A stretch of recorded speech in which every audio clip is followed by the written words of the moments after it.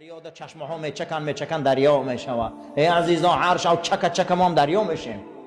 لیکن مثلا ایمی چشمه من یک بار دو چک را آب چکنیم آخی. رسول اکرم صلی الله علیه و سلم فرمودند روز قیامت جهنم بسیار با هیبت میبیارن. شما با چشمای سر میبینی یکی جهنم آرام میگیره.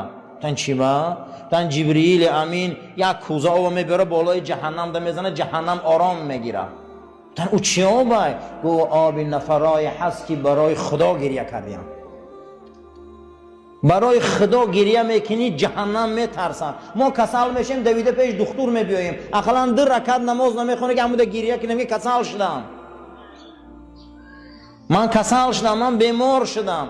حضرت ایوب خیز دستش برداشت اینی مسنی الضر. ای خدا دردم رسیده یوخی، دردم رسیده. زنان برآمدند رفتن، فرزندان مردن، قشاق شدم، 6 سال حجام خستن نمیتونم. مسنی الضر، آخر بیمار شدم.